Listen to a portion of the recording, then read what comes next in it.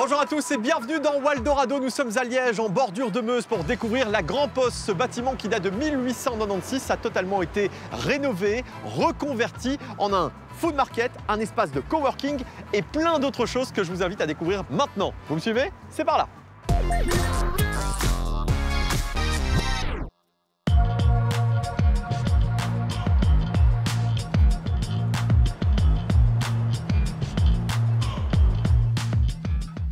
Jérôme Van Herf, bonjour. Bonjour David. Alors, merci de nous accueillir à la Grand Poste. La Grande Poste ou la Grand Poste? Alors, c'est la Grand Poste, parce qu'à l'époque, malheureusement, on ne féminisait pas les noms.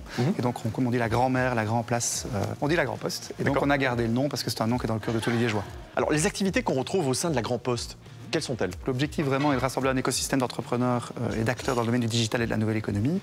Et donc, c'est important quand on parle d'écosystème de, oui, rassembler des académiques, universitaires, des startups, des grandes entreprises, des investisseurs, mais d'aussi connecter ces gens au grand public. Et donc, quand on a défini la programmation, il y a 5 piliers. Le premier pilier, c'est un food market qui est côté Meuse, ouvert au grand public 7 jours sur 7, avec des comptoirs gérés par des artisans de street food de qualité et du monde. Et le deuxième pilier, il y a un bar dans une food market. Et le concept ici, c'est que la bière du bar est fabriquée sur place. Donc, en dessous de nos pieds, il y a une brasserie artisanale. Pilier 3, c'est à l'arrière de la Grand Poste. Et là, on est dans la partie déjà maintenant professionnelle. C'est le master en journalisme de l'Université de Liège, avec 15 studios d'enregistrement, une salle de cours, une newsroom. Pilier 4, on est au cœur. L'ancienne salle des guichets, c'est un coworking avec 200 places qui permet aux entrepreneurs de venir travailler, développer leurs activités, accueillir leurs clients avec tous les services qu'il faut. Et enfin, pilier 5, le plus jargonneux, et je m'en excuse, c'est notre incubateur d'incubateurs. Un incubateur, la définition, c'est d'accompagner des entrepreneurs à grandir, à développer leurs activités. Nous, on n'incube pas de boîtes. Par contre, on a plein d'outils mis à disposition d'acteurs d'accompagnement des entrepreneurs pour pouvoir faire leurs activités. Bon, 35 millions d'euros ont été investis dans ce bâtiment. C'est pas un peu énorme comme montant? C'est en effet colossal. Ouais. Donc moi, je travaille pour un fonds d'investissement, donc avec le groupe Nochac et BPI, les deux propriétaires de la Grand Poste. Dès le début, la Grand Poste, c'est un bâtiment emblématique à Liège, c'est un bâtiment classé, et évidemment, un bâtiment classé amène beaucoup de coûts. On a essayé au maximum aussi d'isoler les choses, de faire un bâtiment passif comme celui-ci, c'est pas possible, mais d'aller au plus loin possible dans les économies d'énergie. Et qu'est-ce que comporte cette enveloppe de 35 millions d'euros? Ce bâtiment, déjà, ça c'est important, et voilà, c'est ça l'achat du bâtiment. La rénovation, qui a été conséquente et pas facile, mais en tout cas tous les corps de métier qu'on travaillait dedans, et c'était beaucoup d'artisans, des locaux, un maximum. Malgré la complexité, il y avait des étoiles dans leurs yeux, parce que ce genre de bâtiment, c'est pas souvent qu'on le rénove. Et troisièmement, l'aménagement. On le voyait, on est dans quelque chose qui est léché, c'est ce qu'on voulait. Et ce qui est important de savoir aussi, c'est que c'est majoritairement de l'argent privé qui a été injecté là-dedans. Et donc voilà, maintenant, c'est mon rôle, j'ai ma petite pression à moi, ma grosse pression, c'est de rentabiliser sur les prochains mois, les prochaines années ce bâtiment. Et je suis convaincu qu'on va vraiment y arriver, vu l'engouement qu'on voit déjà qu'il y a autour. Jérôme, t'en parles super bien, et avec les mains, tout ce que j'aime. Bon, on va découvrir ça tout au long de l'émission.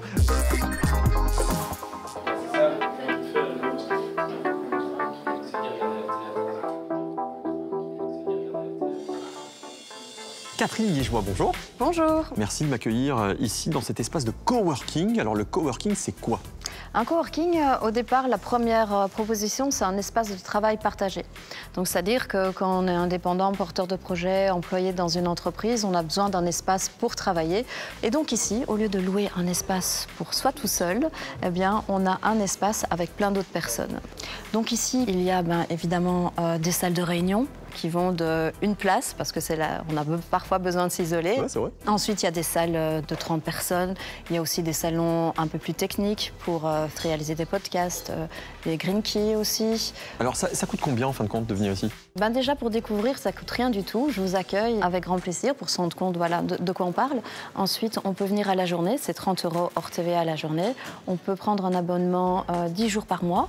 Le coût est de 150 € hors TVA pour le mois par personne, ou 7 jours sur 7, 250 € hors TVA. D'accord. Alors, il y a également des facilités avec des chèques entreprises, c'est ça? Alors, le coworking est labellisé chèque entreprise, et donc dans les chèques entreprises, il y a les chèques coworking. Et pour deux types de bénéficiaires, donc les personnes qui ont un numéro de TVA de moins de 5 ans et qui sont domiciliées en région wallonne, ou les porteurs de projets qui n'ont pas encore de numéro de TVA ou un numéro de TVA complémentaire, la région wallonne propose... Tu connais bien les règles, hein. N'est-ce pas? C'est étudié. La région wallonne prend en charge 80% de l'abonnement. Ah ouais? Voilà. Bon, comment on Pour un mois. appelle les personnes qui sont dans cet espace de coworking? Alors on peut les appeler coworkers, coworkeuses, habitants, tout dépend le moment. Comme on veut. Voilà. Bon, très bien. Je vais aller en rencontrer un alors. Mais je t'en prie. Merci. Par là? Merci Catherine. Merci. À bientôt. À bientôt.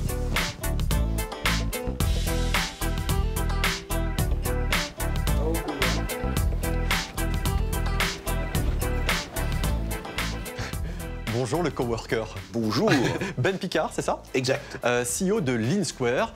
Lean Square, c'est quoi? Alors Lean Square, on est un fonds d'investissement, donc on met de l'argent et on accompagne des projets de start-up dans la région. D'accord, c'est un bon résumé.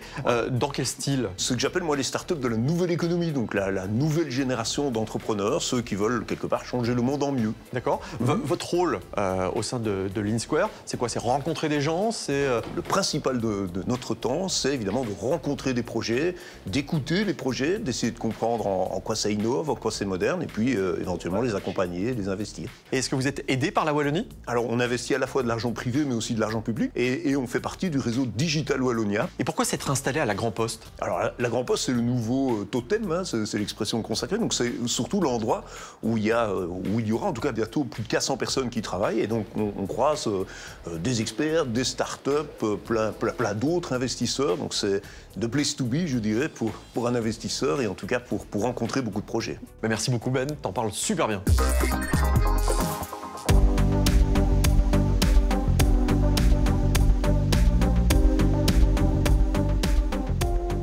Salut Bruno. Bonjour. Bruno des brasseries de Liège. C'est ça. On est ici au sous-sol de la Grand Poste. C'est grand, ok, mais pourquoi s'être installé ici? En fait, c'est grand et c'est petit. C'est-à-dire que il y a beaucoup de matériel, c'est grand au niveau de la production possible, mais on a vraiment dû faire entrer un maximum de matériel dans un espace fini. Donc c'est-à-dire que le Lego a été construit à l'intérieur? C'était un peu plus compliqué qu'un Lego. C'est-à-dire? C'est-à-dire que un Lego, ça arrive, les briques existent, elles ont été designées par Lego. Nous, on a entièrement designé ce qu'on a mis. On a vraiment dû venir avec tout à souder sur place. C'est quasi un projet unique en fait? C'est un projet unique en son genre, oui. Ouais. Oui, tout à fait. Et pourquoi s'être installé ici? Parce que c'était le centre-ville et que c'était l'occasion rêvée de nous rapprocher du public. Parce que nous avions une autre brasserie qui est arrivée à saturation, clairement, nous devions nous agrandir. Ici, on a vraiment eu la possibilité de se rapprocher du centre, d'accueillir le public, non seulement dans l'espace où on produit, mais c'est assorti d'un bar dont nous avons vraiment l'ambition que ça devienne le temple de la bière liégeoise. Et c'est un bar, voilà, avec beaucoup de possibilités, dans lequel vraiment on a mis tout notre cœur et qui est vraiment fusionnel avec la brasserie. Voilà, et ça pouvait se faire qu'au centre-ville. Est-ce qu'on peut le voir, ce bar? Mais avec plaisir. Ouais. Il y a les 46 pompes qui sont dedans, qui ont tout leur intérêt. Allez, on y va. Je te suis. «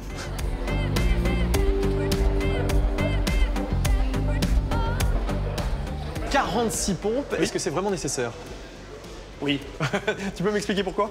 Parce que, David, tu connais, j'espère, nos bières à nous, qui sont les Légia, que nous promouvons à l'extérieur et que nous servons ici. Mais dans notre ADN, il y a vraiment l'idée de proposer aussi d'autres bières pour des commanditaires. Donc vous mettez à disposition l'infrastructure? Exactement. Mais on veut mettre toute l'infrastructure, y compris celle de débit. Donc toutes les bières, même celles que nous ne promouvons pas nous-mêmes à l'extérieur, sont proposées ici au bar si le commanditaire le désire. Et le commanditaire, en général, il est assez content de voir sa bière présentée ici, donc ça se passe très bien. J'imagine. Bon, combien d'hectolitres par an comptez-vous produire? Capacité installée, 10 000 hectolitres. On se réjouit d'être à saturation. Ouais. On n'y est pas encore. La première année, on mise sur 3 000. Et ça s'annonce bien. Bon, et comme les Liégeois et la Belgique aiment la bière, ça devrait bien se passer. Ça devrait bien se passer.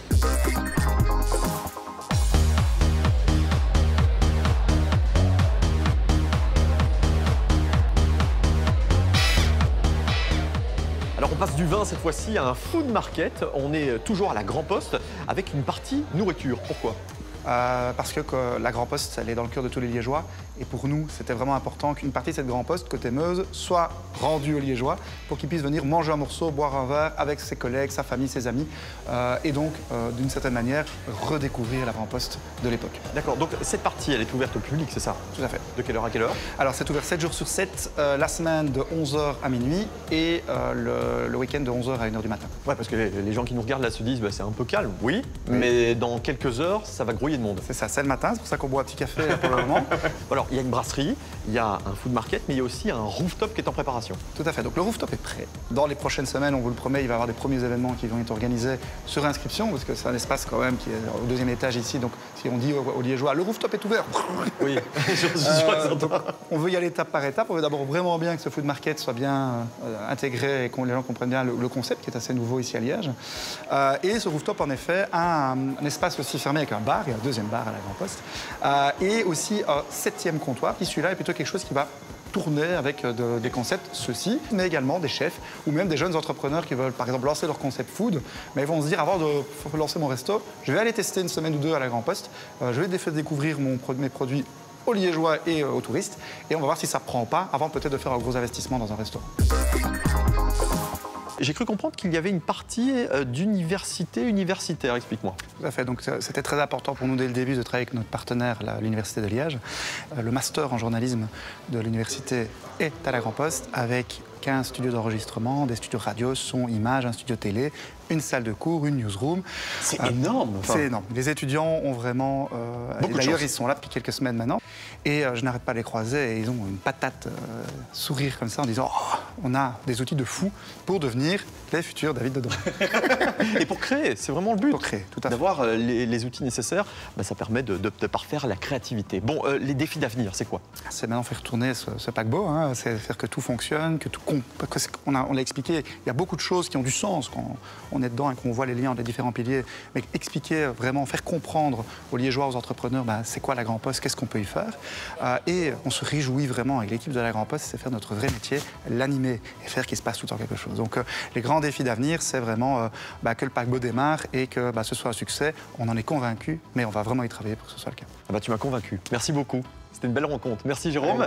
Bon, on va se retrouver la semaine prochaine dans Waldorado pour la découverte de nouvelles pépites wallonnes, j'espère, comme celle-ci. À bientôt.